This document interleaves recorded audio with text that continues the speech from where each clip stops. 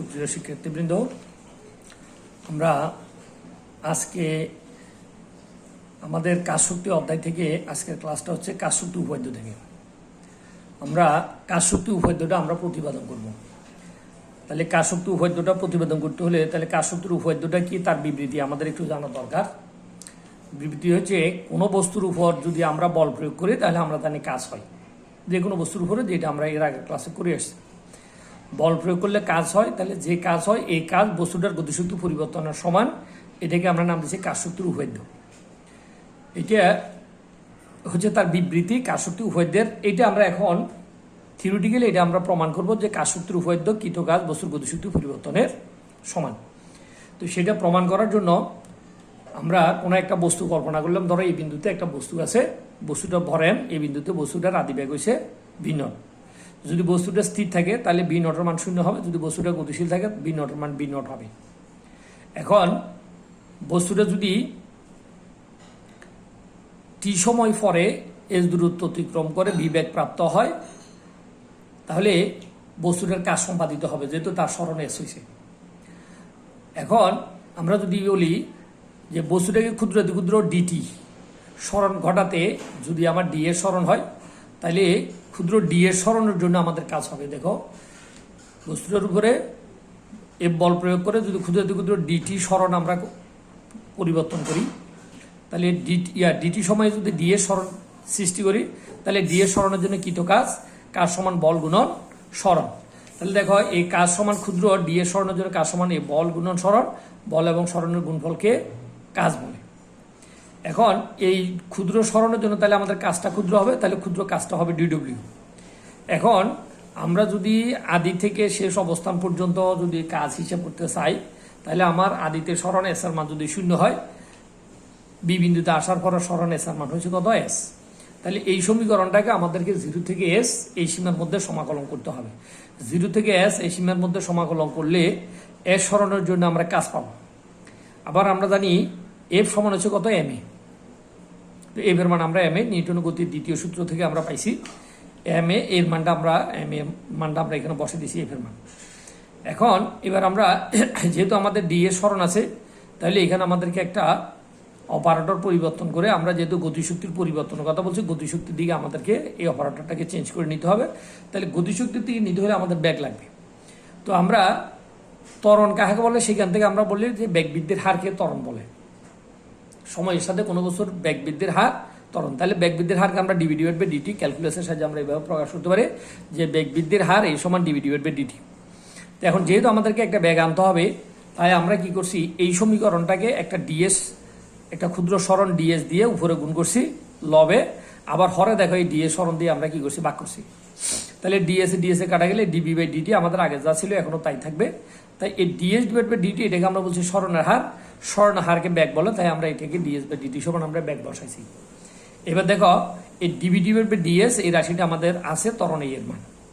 এখন এখান থেকে যদি আমরা এর এই ডিএস এখানে ভাগ আছে, এটা এখান থেকে এখানে যদি আমরা নিয়ে আসি এ ডিএস, আমরা দুই ভাবে করতে পারি। আমরা চাইলে এখান থেকে মানও বসাইতে পারি, এর মান B DB divide by DS, অথবা ডিএস এখানে ভাগ আছে, এখানে আসে এ ডিএস, তাহলে এ ডিএস এর মান পাইছি কত, বি ডিবি।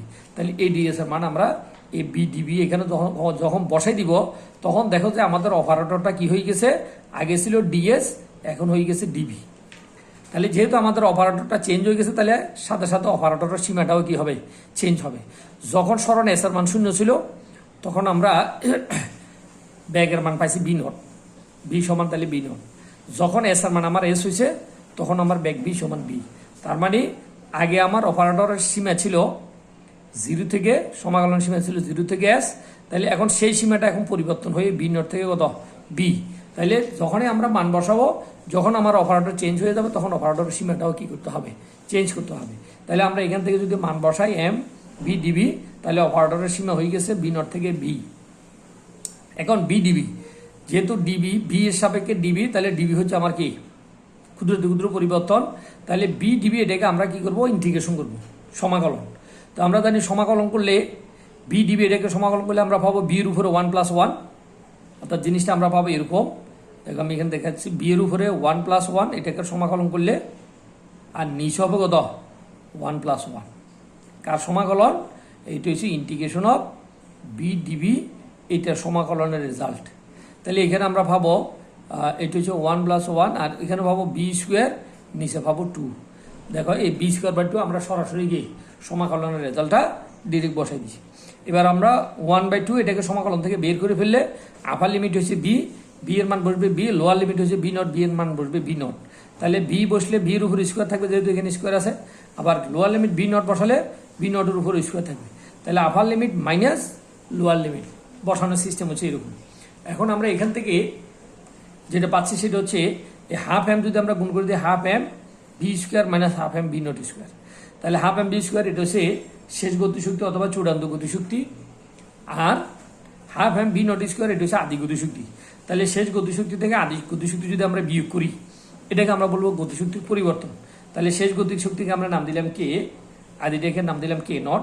তাহলে কে মাইনাস কে নট, এটাকে আমরা একসাথে বলতে পারি কত, ডেল কে। তাহলে এখান থেকে দেখো কৃত কাজ বস্তুর গতিশক্তির পরিবর্তনের সমান। তাহলে এটাকে আমরা বলছি কাজ শক্তির উপাদ্য। তাহলে এই উপাদ্যটা হচ্ছে পদার্থবিজ্ঞানের মধ্যে সবচেয়ে বেশি গুরুত্বপূর্ণ, কারণ এই উপাদ্যটা দিয়ে আমরা একটা জায়গা থেকে, একটা সিস্টেম থেকে আমরা অন্য আরেকটা সিস্টেমের দিকে যাওয়ার একটা সুযোগ আছে।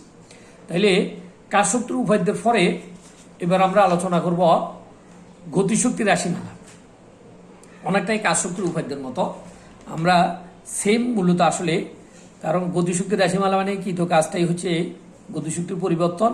তো এখন আমরা ধরে নিলাম কোনো একটা বস্তু এই বিন্দুতে ছিল, বস্তুটার উপরে আমরা এফ পরিমাণে বল প্রয়োগ করছি, এফ বল প্রয়োগ করায়, অর্থাৎ এফ পরিমাণে যখন আমরা বল প্রয়োগ করছি বস্তুটার উপরে এফ বল প্রয়োগ করায়, বস্তুটা যদি এক্স সরণ হয় তাহলে আমরা জানি কাজ সমান হবে ধ্রুব বল দ্বারা কাজ হলে কাজ হবে বল গুণন সরণ। এই ক্ষেত্রে আমরা বস্তুর সরণকে ক্ষুদ্র ক্ষুদ্র ডিএক্স ভাগে কি করে নিলাম, ভাগ করে নিলাম। তাহলে সরণ ডিএক্স ভাগে ভাগ করে নিলে প্রতি ক্ষুদ্র ডিএক্স সরণের জন্য বল ছিল এফ। তাহলে ডিএক্স সরণের জন্য ক্ষুদ্র ক্ষুদ্র ডিএক্স সরানোর জন্য কৃত কাজ হচ্ছে ডিডব্লিউ সমান এফ ডিএক্স। তো আমরা সাধারণত পরিবর্তনশীল বলের ক্ষেত্রে আমরা সরণকে ক্ষুদ্র ক্ষুদ্র ভাগে কি করে নিই, ভাগ করে নিই, কারণ ক্ষুদ্র সরণের জন্য আমার বল ধ্রুবক, তখন সেটা ধ্রুব বলের জন্য কাজ। তাহলে ডিডব্লিউ সমান এফ ডিএক্স, এটি হচ্ছে মূলত ধ্রুব বলের জন্য কাজ। এটাকে আমরা যদি চূড়ান্ত কাজ হিসাব করতে চাই তাহলে এই সমীকরণটাকে আমাদেরকে কি করতে হবে, সমাকলন করতে হবে। তো আমরা সমাকলন আগেও করতে পারি, চাইলে পরেও সমাকলনের সীমাটা আমরা পরেও দিতে পারি। ধরো আমরা যদি আগে দিই তাহলে এখানে আমাদের সমাকলনের সীমা হবে ইন্টিগ্রেশন অফ, এখানে হবে এক্স এর মান আদিতে যদি 0 থাকে, শেষ হবে এক্স এর মান কত এক্স, তার মানে 0 থেকে এক্স, এই সীমার মধ্যে আমাদেরকে কি করতে হবে, সমাকলন করতে হবে। এখন এই সমাকলন করার পরে আমরা এফ সমান আমরা এম এও আগের মতো আমরা ভি আনবো, যেহেতু আমরা গতিশক্তির রাশিমালা প্রতিপাদন করবো।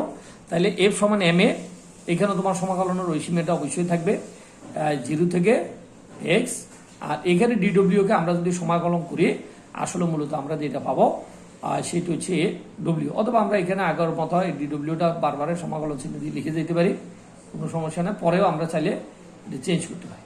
তাহলে এখন এম বি ডিবি এর মান আমরা বের করছি ব্যাকবৃদ্ধির হারকে ত্বরণ বলে। তাহলে এই ক্ষেত্রে আমাদের ডিএক্স ডিভাইড বাই ডিটি, এটা হচ্ছে আমরা একটা ডিএক্স গুণ করছি, আবার একটা ডিএক্স দিয়ে ভাগ করছি। তাহলে ডিএক্স ডিটি সমান হচ্ছে কত, ভি, সরণ হারকে ব্যাক বলা হয়। তাহলে ডিবি ডিভাইড বাই ডিএক্স, যখন আমরা ত্বরণ এ এর মান, দেখো এটা হচ্ছে ত্বরণ এর মান, এই মানটাকে যখন আমরা এই জায়গাতে বসাবো তাহলে বি ডিবি ডিএক্স, তো বি ডিবি ডিএক্স যখন আমরা মানটা বসাবো, দেখো এখানে ডিএক্স আমাদের কাটা যাবে। যখন ডিএক্স কাটা যাবে, ডিএক্স অপারেটর যখন চলে যাবে, তখন সাথে সাথে আমাদের এখানে অপারেটরের সীমাটা কি হয়ে যাবে, চেঞ্জ হয়ে যাবে। তখন আমরা অপারেটরের সীমা কত লিখতে পারি, অপারেটরের সীমা লিখতে পারি এই নিচে যদি আমরা বলি আদি বেগ 0 অবস্থান থেকে শুরু করছি, তাহলে শেষ বেগ হচ্ছে কত, বি। তাহলে ডিডব্লিউ সমান এম বি ডিবি, এটাকে অর্থাৎ মূলত আমাদের এখানে এই সমীকরণটা আমরা মূলত সমাকলন করছি কত থেকে, 0 থেকে বি এই সীমার মধ্যে। তাহলে যখন সরণ এক্স এর মান 0 তখন আমার সীমা হচ্ছে বি নটের মান 0, যখন এক্স সমান এক্স তখন আমার বি সমান বি। তাহলে এই সমীকরণকে আমরা 0 থেকে বি এই সীমার মধ্যে সমাকলন করলে মূলত আগেও আমরা করতে পারতাম, আমরা এখানে পরেও করতে পারি, এটা হচ্ছে আমাদের ইচ্ছা আমরা কখন শুরু করব। তাহলে এখন দেখো ইন্টিগ্রেশন অফ ডিডব্লিউকে আমরা ডব্লিউ লিখতে পারি, আর 0 থেকে এম বি ডিবি, তাহলে এম ধ্রুবক, এটা সমাকলনের বাইরে চলে যাবে, বি কে করলে integration of V dv, V কে করলে আমরা ওই আগের মতো বির উপরে 1 + 1, নিচে হয়েছে 1 + 1। তাহলে আমরা এই বি ডিবি এটাকে সমাকলন করলে আমরা যে রাশিটা পাবো সেটা হচ্ছে বি স্কোয়ার ডিভাইড বাই 2। এই সেই বি স্কোয়ার ডিভাইড বাই 2 আমরা ডিরেক্ট বসাই দিচ্ছি। বসাই দেওয়ার পরে থার্ড ব্র্যাকেট দিয়ে সমাকলনের সীমা বসাইতে হবে। এটা হচ্ছে উপরেরটা হচ্ছে আপার লিমিট, এটা উপরে বসবে, নিচেরটা হচ্ছে লোয়ার লিমিট, এটা নিচে বসবে। তাহলে এখন আমরা হাফটাকে বাইরে নিয়ে আসি, তাহলে half M B square, B এর মান আমরা আপার লিমিট আগে বসাবো মাইনাস লোয়ার লিমিট, তাহলে বি এর মান বি স্কোয়ার আর বি এর মান 0, 0 বসালে 0 স্কোয়ার, তাহলে ক্যালকুলেশন করলে আমরা পাচ্ছি কত, হাফ এম বি স্কোয়ার। তাহলে এখান থেকে আমরা যে জিনিসটা বুঝতে পারতেছি যে এই কৃত কাজকে আমরা বলছি বস্তুটার গতিশক্তি। এই কৃত কাজে হচ্ছে বস্তুর কি গতিশক্তি। তাহলে গতিশক্তি আমরা পাইছি কত, ইকে সমান হাফ এম বি স্কোয়ার।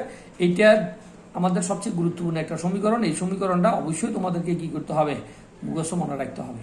এখান থেকে আমরা যেটা বুঝি সেটা হচ্ছে হাফ এম বি স্কোয়ার, এখানে ভর যদি ধ্রুবক হয়, হাফ যদি ধ্রুবক হয়, তাহলে বস্তুর গতিশক্তি তার ব্যাগের বর্গের সমানুপাতিক। তাহলে এখান থেকে আমরা দেখতেছি যে কোনো বস্তুর গতিশক্তি E K is proportional to V square.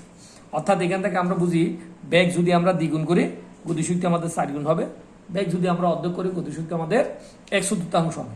এই সমীকরণটাকে আমরা চাইলে এভাবে লিখতে পারি, EK1 divide by B1 square EK2 divide by B2 square. যে কোনো অঙ্ক, অনেক সময় ভর্তি পরীক্ষার অঙ্কের জন্য এই তথ্যটা আমাদের বেশি কাজ দেয়। EK1 অর্থাৎ আদি গতিশক্তি আদি ব্যাগের বর্গের সাথে সমানুপাতিক, শেষ গতিশক্তি শেষ ব্যাগের বর্গের সাথে কি সমানুপাতিক। যেহেতু তারা সমানুপাতিক অর্থাৎ তাদের অনুপাত সর্বদা কি থাকবে, সমান থাকবে। এখন এখান থেকে আমরা চাইলে নতুন আরেকটা সমীকরণ বের করতে পারি, ইকে সমান, তোমরা একটু ভালো করে দেখো, খেয়াল করে দেখলে আমরা এখান থেকে একটা ছোট্টখাটো একটা সমীকরণ আমরা প্রতিপাদন করতে পারি। আবার ইকে সমান, ধরো আমরা হর ও লবকে, এই সমীকরণের মধ্যে হর ও লবকে আমরা যদি ভর দ্বারা এম দ্বারা গুণ করি, তাহলে উপরে পাবো আমরা কত, এম স্কোয়ার বি স্কোয়ার, নিচে পাবো আমরা 2m এই সমীকরণ থেকে। এখন এই এম ভি ভর এবং ব্যাগের গুণফলকে আমরা নাম দিচ্ছি ভর ব্যাগ। তাহলে ভর ব্যাগকে আমরা যদি বলি ফি, তাহলে ফি স্কোয়ার ডিভাইড বাই কত, 2m। তাহলে যে কোনো বস্তুর গতিশক্তি ইকে সমান সমান ফি স্কোয়ার ডিভাইড বাই 2m। তাহলে এখান থেকে আমরা নতুন আবার আরেকটা তথ্য পাই, বস্তুর গতিশক্তি ইকে ভর ব্যাগের বর্গের সাথে কি, ভর ব্যাগের বর্গের সাথে সমানুপাতিক। অর্থাৎ আমি ভর ব্যাগ দ্বিগুণ করলে গতিশক্তি 4 গুণ হবে, অর্ধেক করলে 1/4 হবে। এখন এটা থেকে আমরা চাইলে ভর ব্যাগের মানে বের করতে পারি। তাহলে গতিশক্তি থেকে ভর ব্যাগ বের করার জন্য আমরা জানি এফি স্কোয়ার সমান আমরা গুণ করলে 2ek ইন্টু এম। তাহলে ফি সমান কত হবে, ফি সমান এখানে দায় বর্গমূল হয়ে যাবে 2ek এম। তাহলে 2ek এম, তাহলে দেখো এখান থেকে আমরা বলতে পারি ভর ব্যাগ গতিশক্তির বর্গমূলের সমানুপাতিক। তাহলে প্রশ্ন তোমার এমসিকিউতে কখন কিরকম আসবে সেটা বলা যায় না, অতএব তোমাকে সব রকমের জন্য প্রস্তুতি থাকতে হবে। ধন্যবাদ সবাইকে, খুদা হাফেজ।